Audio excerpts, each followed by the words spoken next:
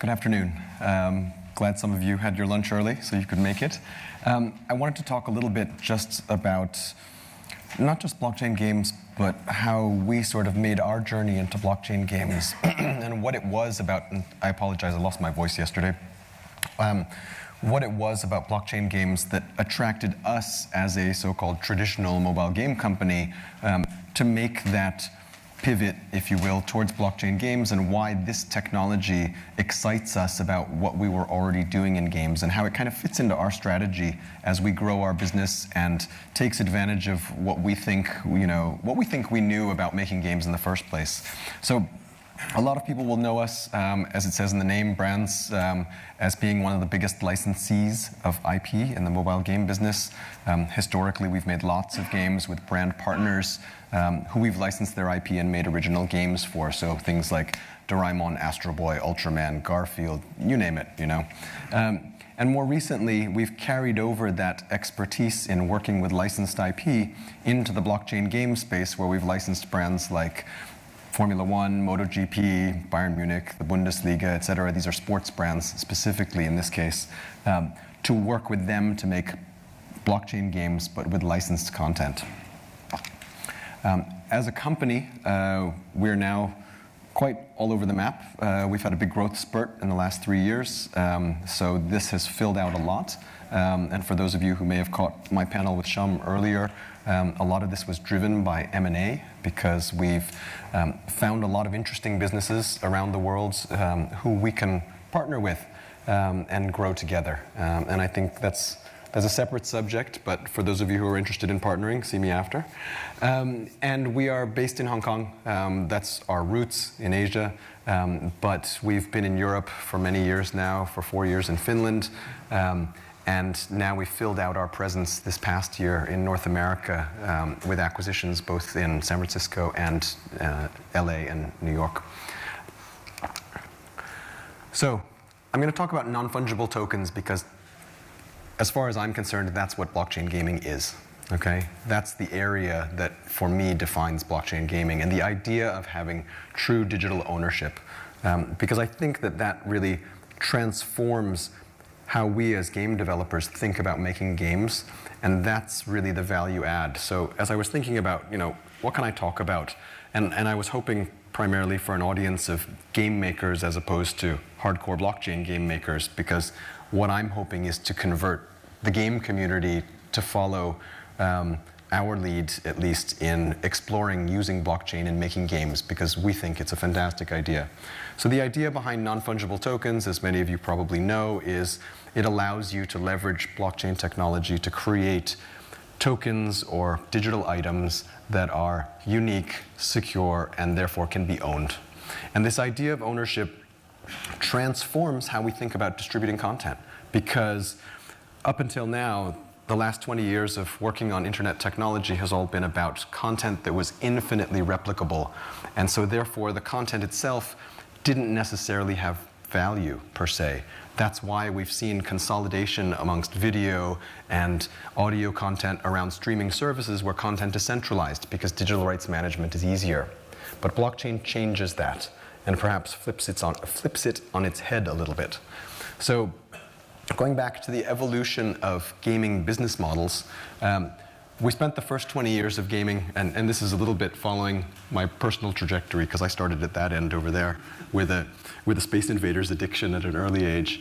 But it started out in console games, obviously, and through the early era of PC games, where it was all about the one-time content purchase.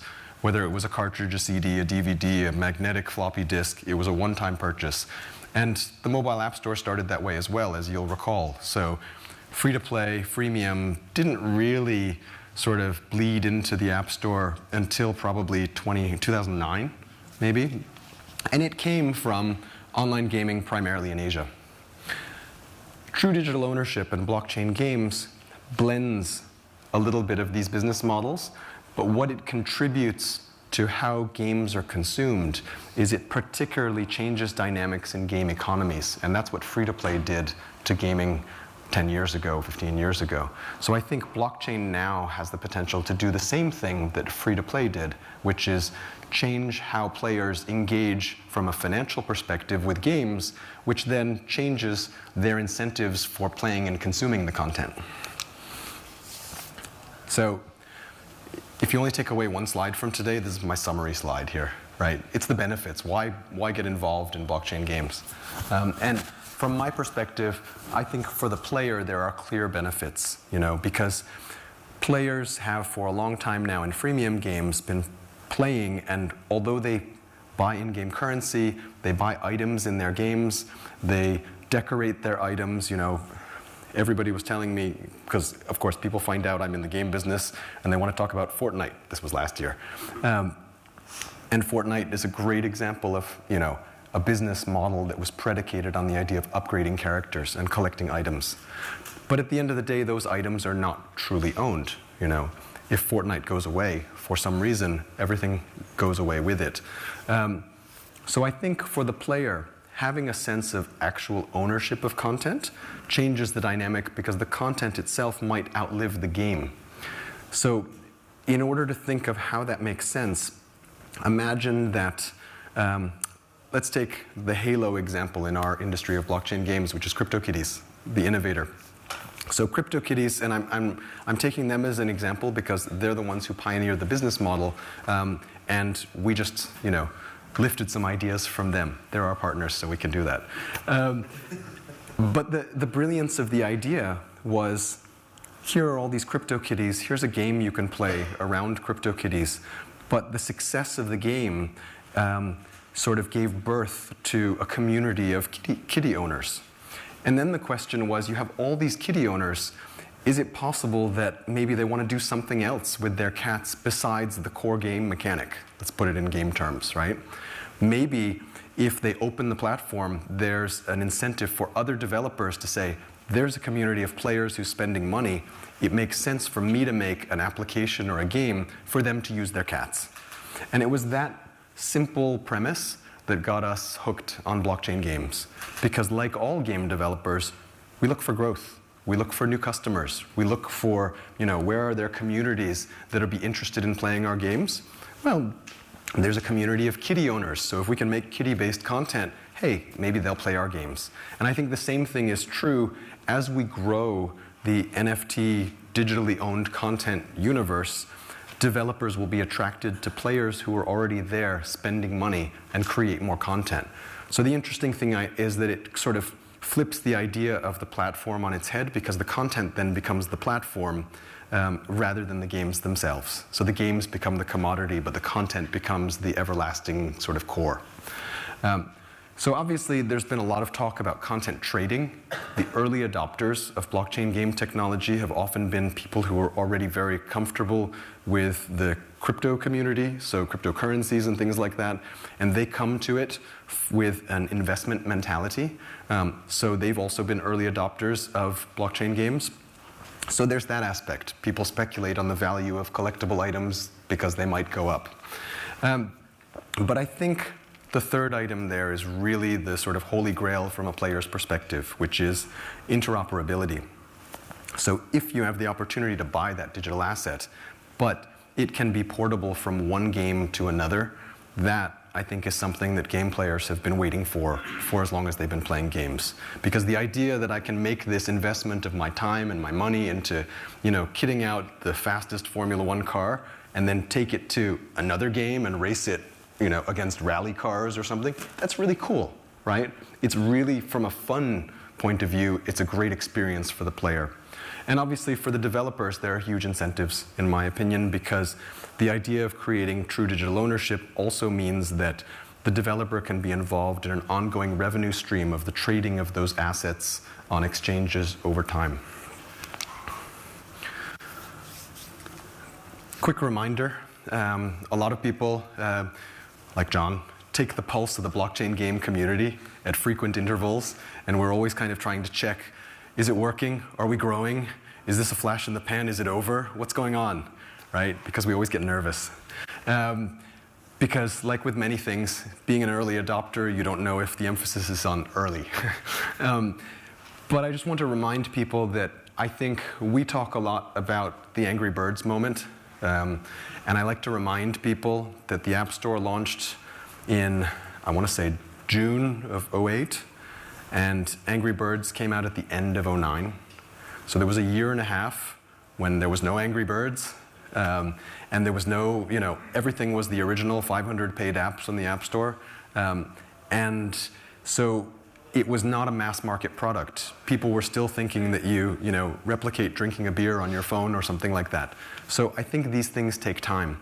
And when we look at the evolution of the blockchain game community, also we see that it's really just been 2 years. And for the most part, it's just been a year, right? Because back in 2018, there were only a few of us involved in it.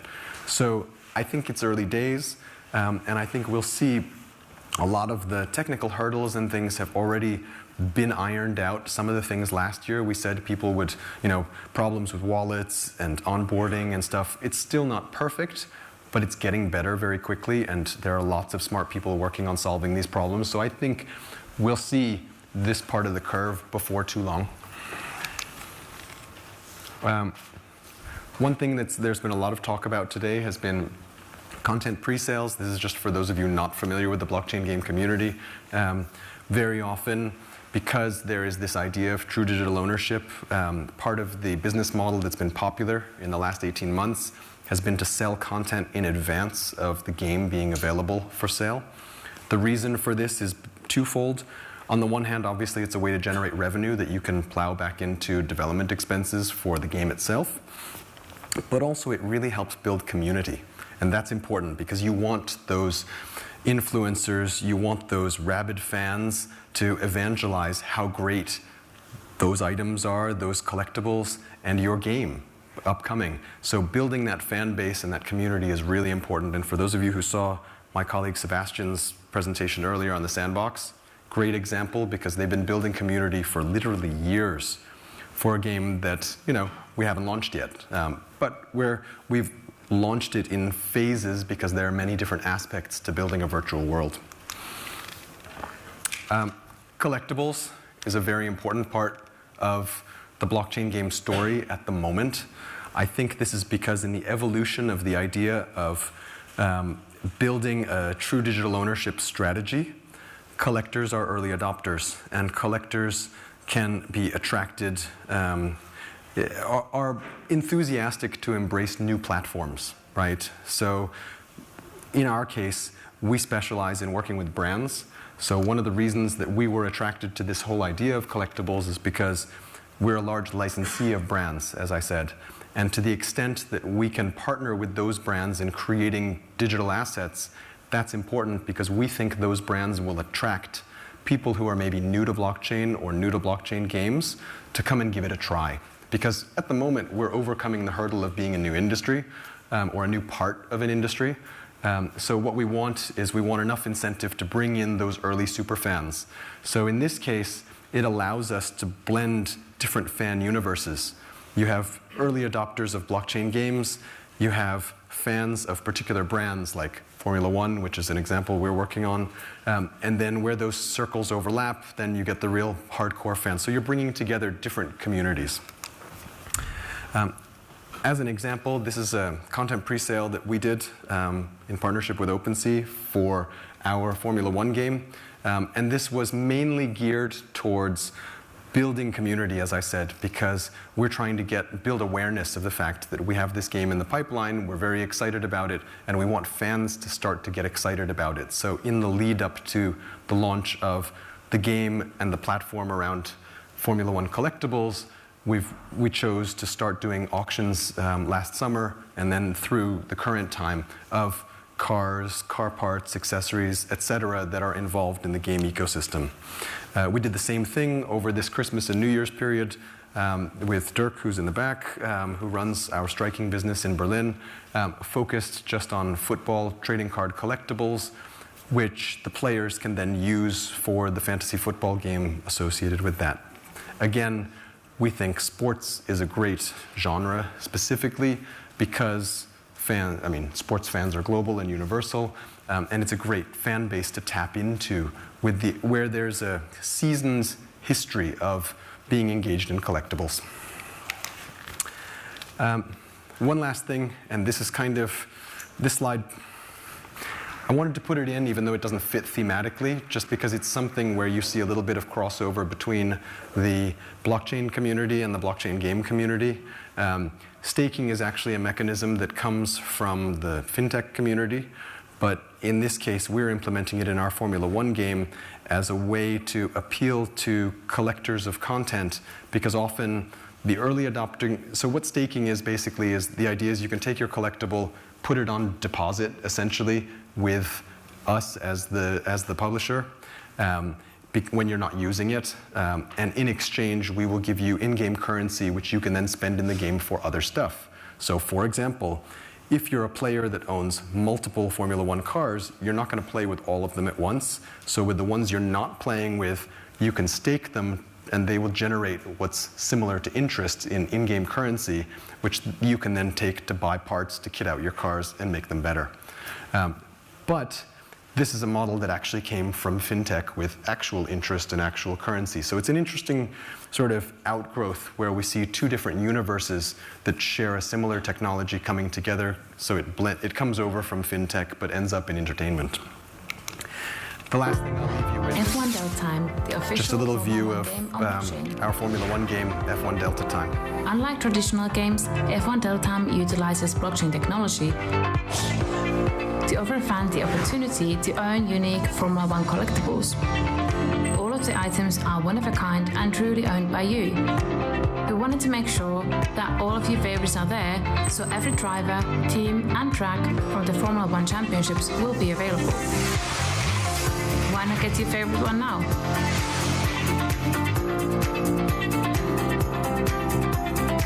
You can buy your favorite car, trade it with others,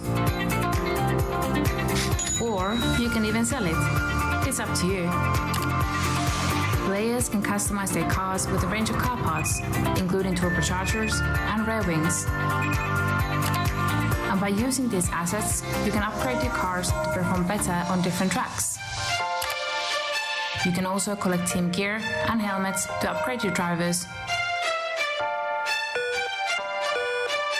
Are you ready? F1 Delta Time is a new experience that empowers players like never before. Join now at f1deltatime.com and get ready to race.